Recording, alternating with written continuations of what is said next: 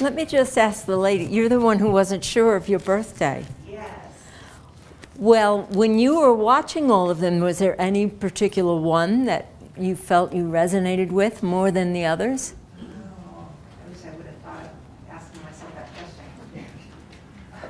I can't say that there was, because Okay. I just thought all the art was just beautiful. Well, that only means you don't know your starting point, or you don't know your reference point or your tendency. You know what I mean? Well, I know, I mean, I do. I'm very much a visionary. But every single day, we all get to work through each one. If we were running our lives according to this calendar, we would deal with every single one of the glyphs, and we would follow the energy of it and tune. It's a galactic connection is what it is. And as you experience the glyph, you don't even have to know much. It's not a science experiment. It's an experiential thing, which is important to know. That just the radionics of the design of the glyph connects you, connects a portion of you, connects your memory. It connects your solar memory from way back in the past. And hopefully some of you got a little bit of a trigger. Maybe not right away, but maybe tomorrow, maybe down a week. Something in you may become triggered, because this is what it's supposed to do. It's supposed to trigger your memory, your ancient memory, from many, many lifetimes. And I think most of us know that we've been around many lifetimes. But we've forgotten a lot here in the third density. And it's a very, very dense planet. So that's why we're stumbling along in the muck trying to find our way. And this was a tool to kind of help people to lighten up. And I don't know if you heard that today, I looked up today's date.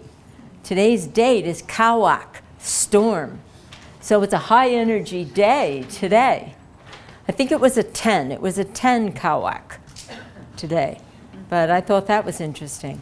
So if you take the calendars that I gave you, you could begin to follow the pattern, starting with today, June 11th, being a 10 Kawak. And then tomorrow will be the next one down. They go down vertically. One thing that's been, I got a voice that carries 3 months ago. One thing that's been speaking to me is that this was also a gift left to us for part of our reactivation in the awakening process. Thank you. Some folks seeing. Thank you. Yes. So some folks, when you're seeing this, if you're looking for an answer, that's not what this is about. This is about being triggered by the image that you see, because there's a lot of genetic power in symbol. And so when you see the symbol, the fact that you're here, and I've had this conversation with a couple folks, that you're here, obviously, it's when we talked about the synchronicity, coming in, if you come in angry, you'll not see things that you would have if you came in with love. If you come in with curiosity, you're going to see different things. But then that awareness, openness of the awakening process, it allows you to see all of those. And you can have it would be as if you had an activation in a clock that's inside you, that's been spinning and spinning. But when you see those, it allows that to be triggered. So that's one of their ancient gifts to us for this time. And they knew that. So our awakening would arise, and that would be part of that triggering activation process. So thank you for your Thank work. you. Thank you.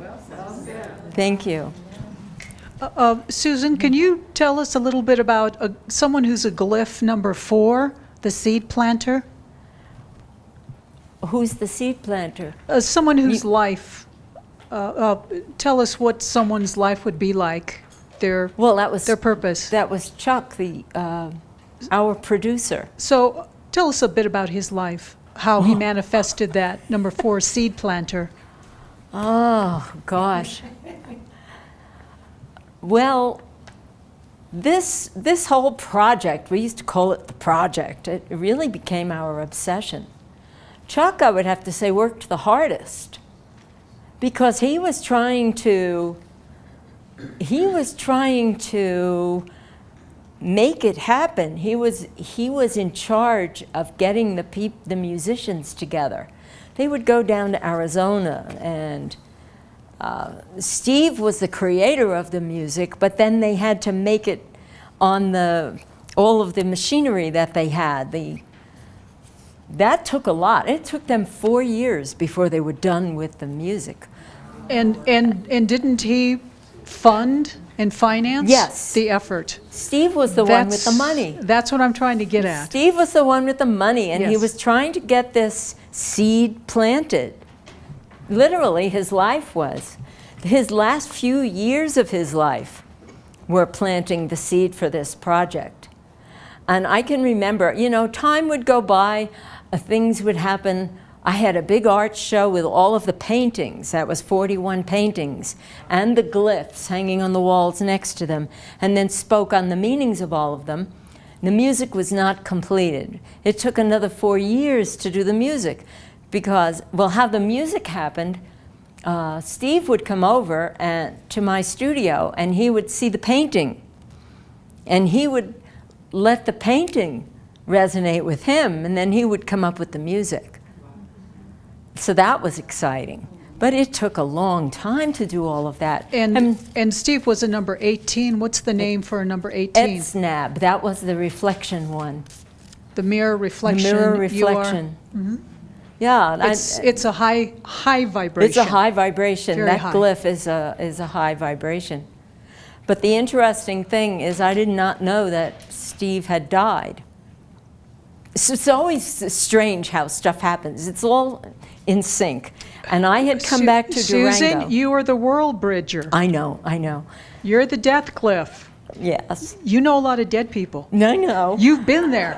But all I did was so go I'm for nervous. a bagel. I was going for a bagel in Durango. And I go, and who's sitting outside? It's a very quaint, lovely place. And there's Chuck sitting in the chair. He says, well, Steve died. I went, what? And he said, I guess I was sitting here. I didn't know why I was sitting here. But then you came along, and now I know why I was sitting here. It was that kind of thing. The whole thing has been very mystical. But, we kind of all just show up and everything. My meeting with JJ really is the capsule on it. Because I was at one of the SSE meetings in Boulder, and I was talking to Phil, the wizard. I don't even remember what I said. It was one sentence that I was saying to Phil. JJ overheard it, and she said, did you say you made a movie? And I said, yes. She barely said about what, and she started going, you have to get that out there. And I went, okay, the cosmos is speaking again. That was how I felt. And even meeting her and showing her the book of it, she still didn't know what I had done in the movie. So everything is it's like, whoa. Right? Isn't that right, Tim? That's how it works. Yeah? So I will ask that question in a minute, but. Sure. I used to use the word synchronicity, and I don't use it anymore because I just don't believe in the word anymore. I was on a plane recently, and I had been saying everything happens for a reason. Mm-hmm. And this man I know was meant to sit by me, but he goes, think about this. Everything has a reason. So I've switched my language to that. Everything has a reason. Nothing is synchronous. To me, that's taking away from all the energy forces and the spirits around us that are making everything happen. That's like giving somebody a compliment and then you say, oh, no. I mean, that's like slapping them in the face. We have to honor them and say thank you.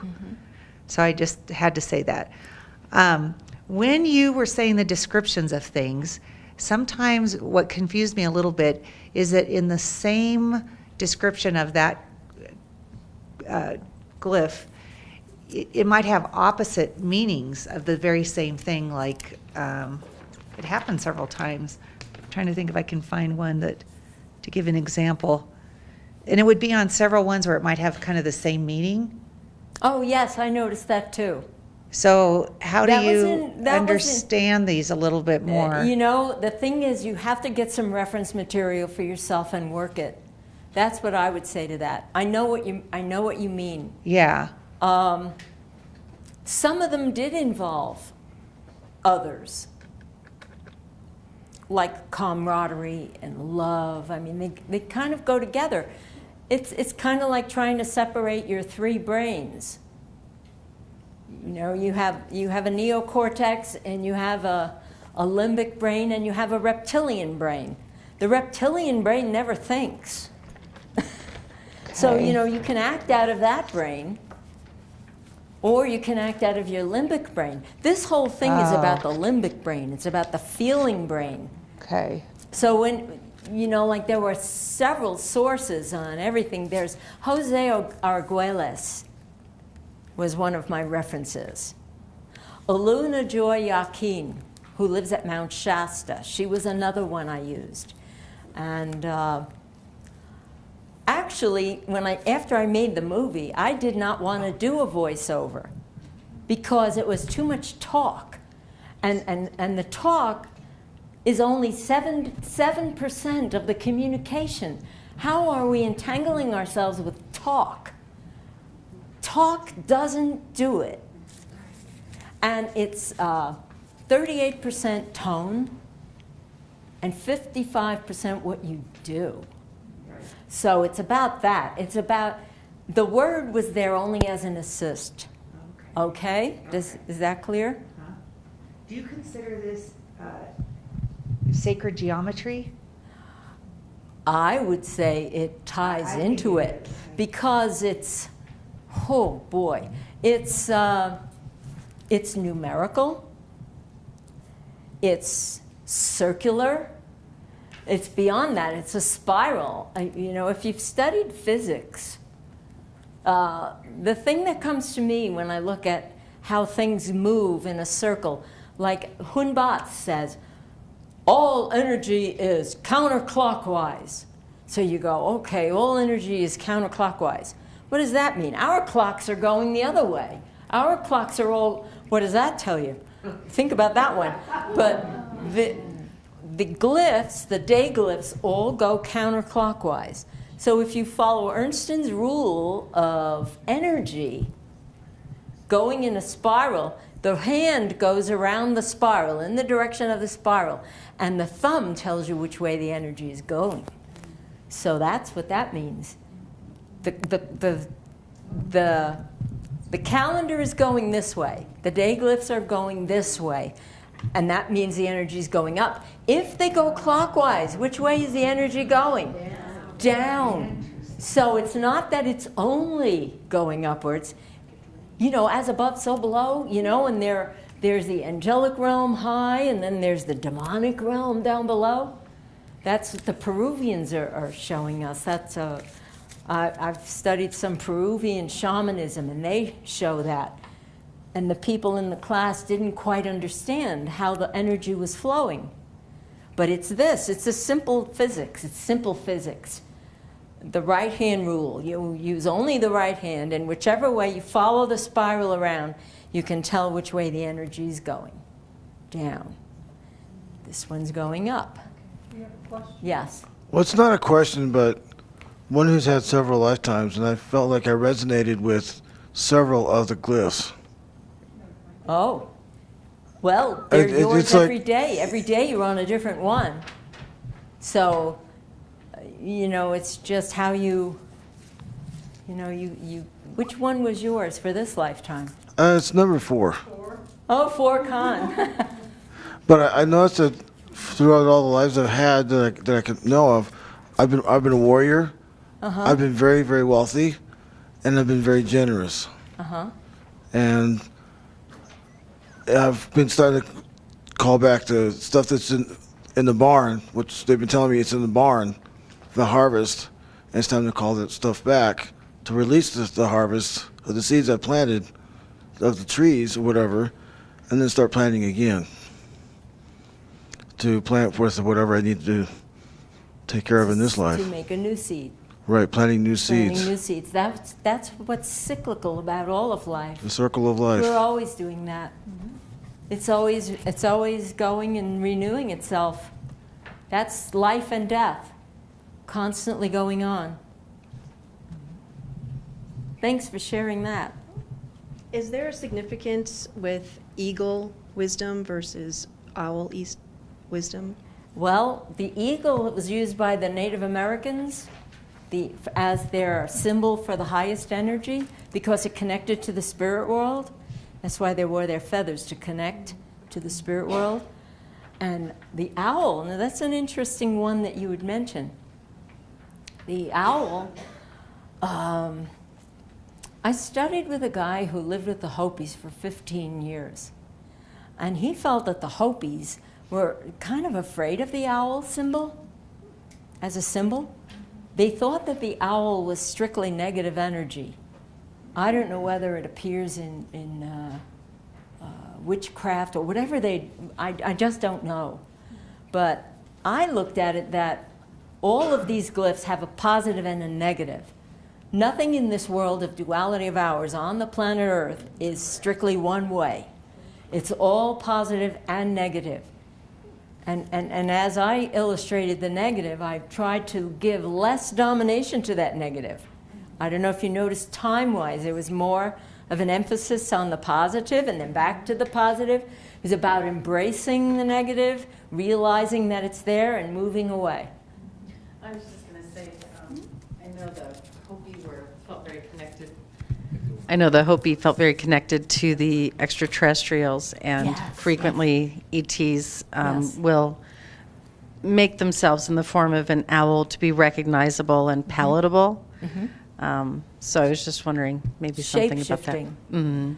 That's another story. I once was at the Ute Tribal Park, and there were several Indians taking us around that time. And this one was a real big guy. And it was a couple of nights. I had to return back to Durango. I had to return back to Durango. And he said to me the next morning when I returned, "Did you see the owl on the side of the road on your way here?" And I went, "I actually did. It was huge. There was this huge owl on the side of the road." And he goes, "Yeah." He was practicing. He was new at this, at shape-shifting, and he wanted to see if I could pick that up. See? Oh, I have so many stories.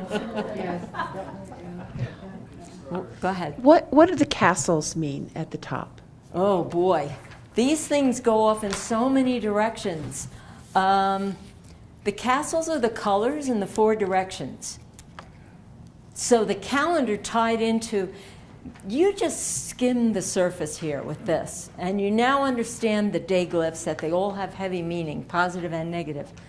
But they divide up into 4. So 4 into 20 would be 5. There would be 5 of these glyphs would be from each direction. Okay, 5 from the north. Mine, Kimi, is from the north. There would be 5 from the south, 5 from the east, and 5 from the west. And oh my gosh, that's how you can figure out your compatibility with other people. It's that way. It's through the castles. And that term castle was just something used by Jose Arguelles. Oh, okay. I found him to be confusing to me. There's 5.